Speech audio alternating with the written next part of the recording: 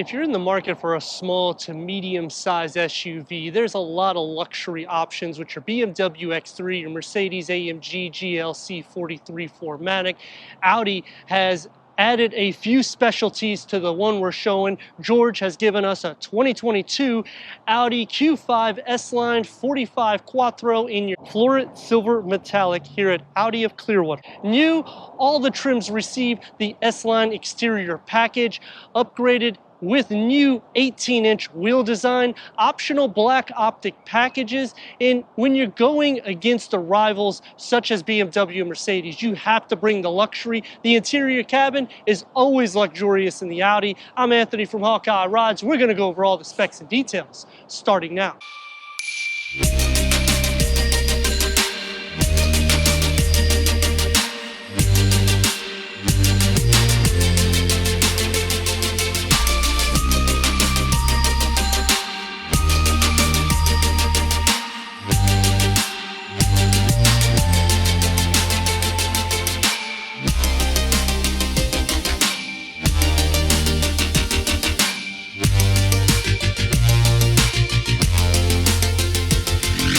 The Audi Q5 45 has a sleek exterior with your S-Line design. That's going to be your front bumpers. You're going to have it incorporated with the Audi signature single frame grille. I like the honeycomb design that it goes. Standard LED headlamps and your signature daytime running. Optional matrix design LED lights with a height of 65.5 inches, the width at 74.5 inches. I do wish that the front parking sensors were more in the bumper, not actually inside here, because they actually protrude a little bit, and I don't like these vents here. Because of the oversized grille, there's not really a lot of air that needs to get into this. This is the 2.0 turbo engine, so a lot of it's going to be closed off, but I do like how they incorporate the same styling throughout all the Audis. Even though you have just a little bit of a spoiler lip here in the front, 8.2 inches of ground cleared, so comparing it to your BMW X3 or even that Mercedes AMG GLC, it's going to have a good stance, especially where the hood structure is. You have the 4 Quattro lines that just brush with the aerodynamic lines into these 20-inch 5-spoke design wheels. 13.3 inches is the disc reading for the front. They're ventilated. The rear is at 13 inches, ventilated as well. 4-wheel independent suspension. A 5-link front and rear suspension is set with this, a length at 184.3 inches, wheelbase at 111 inches. I do like the setup because the line structure, it just incorporates the Audi lines. I like how everything does flow and keeps the same color pattern. There's no matte black. So the reason why I like it not with the matte black is because when you're in Florida or anywhere that it's hot, what typically happens after 2 or 3 years, it starts turning white. So I like that they don't encase it around the fenders and on the lower trim of the door panels. You got the S-Line badging coming into play. Side view mirror caps the same color as the body. Another nice note about the vehicle is when you open the door, the handles open upwards, which gives more of a luxury twist to it. I do like that we got the silver encased around all the window trim with the gloss black in between. The roof rails will have that silver as well, so it keeps that sporty heritage, and that's exactly what you're looking for. A sporty slash luxury mid-sized SUV. We will have your LED tail lights. You got your spoiler roof line that just flows down. You have your S-Line rear bumpers with the parking sensors that are more closed because they're actually in the paintwork, which I do like that functionality. Towing is also a great thing, 4,400 pounds. And when you're considering this is not that big of an SUV, larger SUVs sometimes don't even get that. So that is a nice note to it as well. I do like the badging, how everything's more chrome. You got the silver that runs down the center, going down to the lower trim. You're gonna have your dual exhaust outlets. However, the exhaust is tucked underneath here. You have kind of a diffuser look with the grille and the honeycomb inside it as well. So I do like how they're incorporating it, kind of getting used to it. I just wish that there were functional vents, because a lot of times nowadays they're just putting these fake vents, and it's good because I get it, we're going towards the electric lines and we're trying to get away from gas-powered vehicles, but since we still have gas-powered vehicles, let's at least have some exhaust outlets. Going inside to your cargo, you're gonna get 26 cubic feet.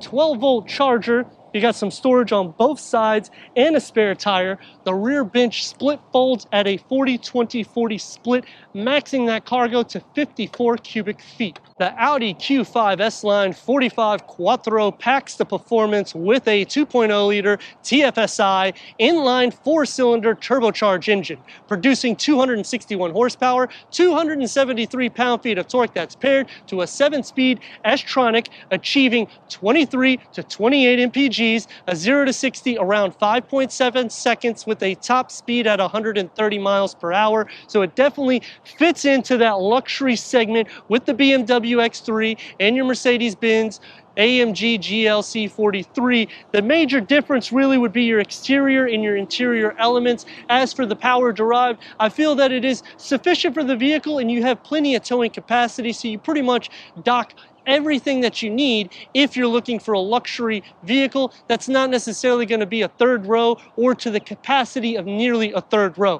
Let me know in the comments what you think about the 2022 Audi Q5 S-Line 45 Quattro as we go into the interior, go over the tech, and take this for our test run. Entering inside the Audi Q5 Quattro 45, you're going to get 38.1 inches of headroom, 40.9 inches of legroom, black with rock gray stitching, leather bucket front seat, 12-way power adjustment for the driver, 8-way power adjustment for the passenger. They're heated front seats. The dash is going to be more simple with the Quattro badging on the passenger side. You will receive the real wood, so it's a gray-brown birch natural inlays, which I do like the setup. It has a good texture to it. You got the metal and the gloss black all around all of the air vents. The center information is going to be a 10.1 MMI touchscreen. You have the pinch, you have the swipe. This has your Apple CarPlay, Android Auto, AM, FM, Sirius XM, and Bluetooth connectivity. You have your Audi phone box, which is right here, that will up the signal and it charges your phone. Open that up and you're going to have your cup holder. You can easily fit a 16.9 ounce water bottle without any issues. A 20 ounce would probably be the max. Open up in here, you're going to have a USB port, and that phone box will store back here if you're using the cup holders. As for functionality in the front, tri-climate control. These are touch sensitive buttons, so you just touch across them and you can see what they highlight. The driver select area here that you can put your smartphone, push button start. Another area that used to be the touchpad, it's now an area for mints or your camcorder if you're a YouTuber. You have the power button is on the passenger side. I guess it's better for European if you're in England, but even in Germany, they drive with the steering wheel on this side. So I don't know, but you do have an area here that you can put your key fob as well. As for the elbows, it's going to be soft because we have the leatherette covering for the center console and for the armrest. When you're looking at this gauge cluster, it's a digital Audi virtual cockpit, 12.3 inch. You can change it to different views. You can make it large or small, have your navigation. You can go through your stereo. You can go through your phone settings and back into your navigation. The steering wheel, 3-spoke. It's heated, multi-function. You got the paddle shifters, you got the cross stitch, and it has a nice feel to it as well. This area here kind of brings up a more sporty ethic into the driver's side, whereas it's a little bit more simple and luxury on the passenger side. As for the door panel, harder materials are going to be started at the top. You're going to get your memory seats for the driver, one touch up and down for all of the windows. Storage next to that Bang & Olufsen sound system, you can easily fit 3 to 4 16.9 ounce water bottles without any issues. It's a large panoramic moonroof that goes all the way to the back seat, in which we're going now. For the back seats, I'm at 37.7 inches of headroom, 40.9 inches of legroom. I have a sufficient amount of room. Leg space is pretty good. It's not a flat floor, so it's going to be tough looking into the center when I go there. As for cup holders in the center, 16.9 ounce water bottle is pretty much the gist of it. 20 is going to be really squeezing. It's going to be soft here. Door panel, it's still soft, but not as soft, I would say, as the center area. As for your central area, you're going to get your third climate control, 2 USB ports, a 12-volt, and your air vent storage behind both of the front seats. I like the panoramic moonroof because it really does open up the liveliness in the rear as well. As for the door panel, I don't like this area here that was covered from a lock or unlock perspective.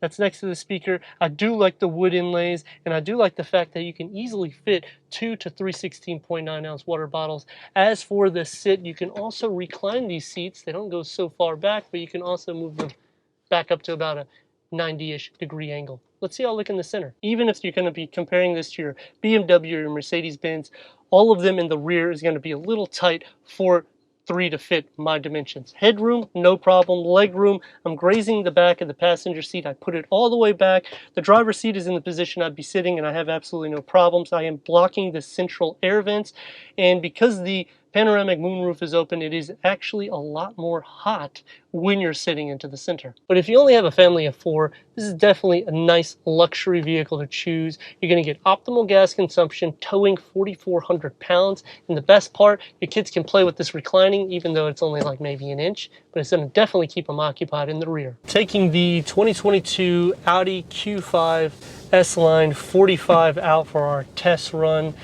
Turbocharged 2.0 liter inline 4-cylinder. So usually the vehicles really have enough power. Audis, they really do an excellent job with making small engines to give you a lot of power. The best part about it is it's still a quiet ride. I started off just driving it slower just so I can hear, and it's really quiet. There's no dual pane windows on the side, and you know, you do have upgraded tires too, so it's not necessarily something confusing. They just do an excellent job with the sound dampening. As for going over any impurities, pretty soft, soaks up everything even at a lower note. Green light, 261 horsepower. We're gonna give her a little go, and of course somebody has to cut in front of me because that's usually what happens. But now we're gonna give her a little go just to show you that this thing can rock and roll and easily move in and out. That's what I like about it. Because of the size, it's not obviously overly wide, not overly long as well. As you can see, some maneuverability, pretty easy. As for dynamics, the hood is not as planted as we would like, but again, this is not necessarily full-blown race spec. This is going to have some sporty elements to it. This is going to be more derived for your luxury driving, your everyday driving. The best part though is as I've got up to speed, it's still super quiet. You do hear some noise through the wheel well area, but as for the most part, it does a pretty good job even at a higher speed, getting off the interstate with the brakes. Absolutely no problem. You can pretty much stop on a dime, and that's exactly what you need. The best part though is when you give it the gas, it's ready to rock and roll. So I do like that you have both functionalities. It's a practical car as well. You have plenty of cargo capacity, comparing it to that BMW and the Mercedes-Benz. I will say that I like the interior of this one just a touch more, only because of the way everything, it's just a little bit more comfortable, and it still has that luxury slash sport feel. 273 pound-feet of torque is what we're working with. What we're gonna do is straighten it, stop in the middle of the road more or less, and we're gonna give her some go. Here she is, full gas, ready to rock and roll. You can hear that engine liven up. Boy, she gets up to speed good. Braking, absolutely no issue. As for the steering, it's not necessarily artificial 100%. It does have some weight to it, so I do like that. As you do turn more, it seems to get a little bit more easier to turn. So if you're looking again for that luxury line, 100% spot on that. I don't necessarily like this harder materials on the top and on the dash, and you tend to put your arm here more so than in the leatherette area. Now there is 3 things I like and 3 things that I dislike. Is anything more than that, I'd be buying this vehicle. The 3 things that I like: Audi does an excellent job with their engines. I mean, it's a 2.0 liter turbocharged inline 4-cylinder, and it has enough oomph to get you to where you need, and you can go pretty quick, as you can see.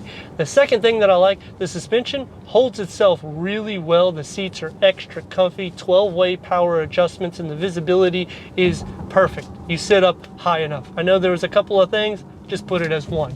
The last thing that I like about the vehicle is the fact that you are getting that S-Line trim. Before you would have to pay a premium for it. Now they're just throwing it in. So you get the side sills that are in the door jamb as well. So I mean, it just makes it look a lot more sporty. Here we go, guys, giving it some gas, liven up the vehicle, clean out that carbon,